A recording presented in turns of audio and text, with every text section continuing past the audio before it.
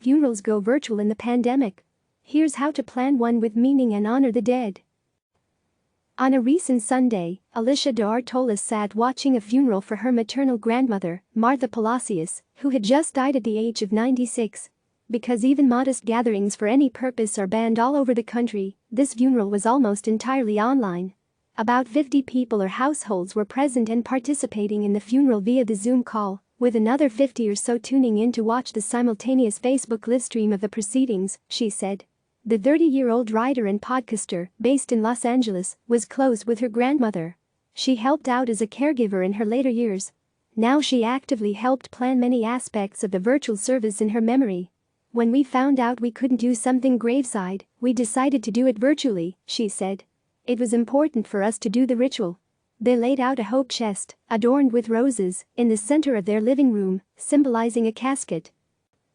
The family is Roman Catholic, and an uncle who is a priest performed the order of the Mass as it would normally be, she said. We wanted it to feel as polished as possible.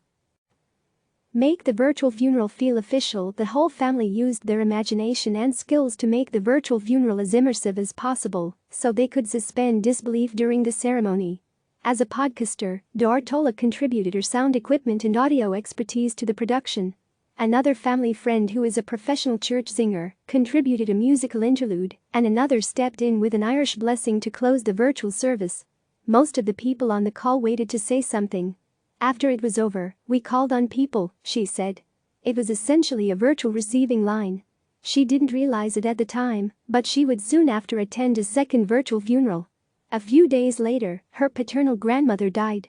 For that funeral, she was less an active planner and participated more as a family mourner, and despite the distance, she said she found value in seeing her aunts and cousins on screen. What are the chances that 2 of my remaining grandparents would die in a 2-week period during a pandemic, and not from the thing causing a pandemic? She wondered.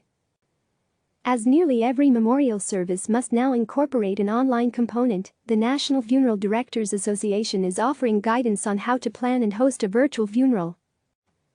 Virtual funerals are everywhere now. Dutch Nye, a funeral director for Nye Family Funeral Homes in Ann Arbor, Michigan, said that in light of the coronavirus pandemic, he has needed to introduce virtual funeral services, which he hadn't needed to offer before.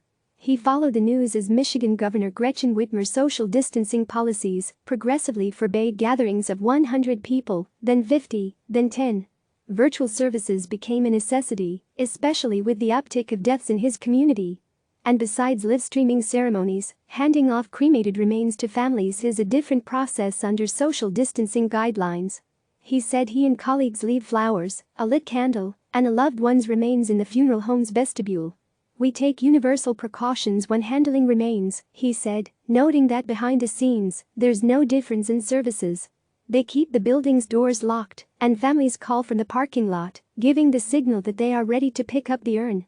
While there's an immediate need to acknowledge a loved one's death through some sort of virtual observance, he said, many families are opting for a larger in-person event once it becomes safe to do so. Nye said one new development was that families are booking out his funeral home in June, July and August.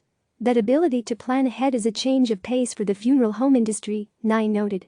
Although families often have 6 months or more to plan out the perfect wedding, the average funeral gets put together with just a few days' notice. Watching a graveside ceremony from home, Mike Powers, a 21-year-old college student in Norwalk, Connecticut, told CNN he'd recently attended a virtual service for his aunt, Mary Ann Malone, who died from COVID-19. She went to the doctor in late March with symptoms. After a week, Powers got a call that her lung had collapsed. She died April 6, he said. 3 days later, from a screen many miles away, he watched his aunt's graveside ceremony. The family's pastor led the short service. It was very eerie to be a part of, he said. You can't console your family. You can't be there for them. It was probably the hardest thing I've done in a really long time. At one point in the ceremony, he saw family members laying roses on Malone's grave. That really hit me and I got really emotional, he said. Watching the virtual ceremony didn't feel like enough to Powers, so 2 days later he went to his aunt's grave, alone, to pay his respects properly. It's not the way you want to go, he said. A virtual funeral is not the way to go. Make sure to grieve, even if it has to be online. There's something about the rituals being done the right way, grief expert David Kessler told CNN. He acknowledged that virtual funerals may feel wrong, impersonal or sacrilegious. But what's worse is people's grief not being witnessed.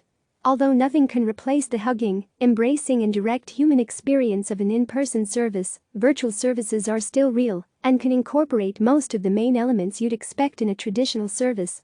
And even though they may be virtual, services should still maintain their serious tone, noted Kessler, who co-authored the book on grief and grieving with renowned bereavement expert Elizabeth Kubler-Ross. Even basic video conferencing technologies can often accommodate a clergy person speaking, the performance of music, and opportunities to play videos. This is a moment to dress up, even online, he said. You shouldn't be in a t-shirt in a lounge chair eating a sandwich. Kessler runs the website grief.com and has been hosting a daily session on his Facebook group at 4 p.m. Eastern Time for those who are grieving or going through loss. He said he started the sessions as the pandemic spread and social distancing guidelines became more commonplace. About 7,000 people have joined his online grief group since he set it up a month ago, as social distancing was going national.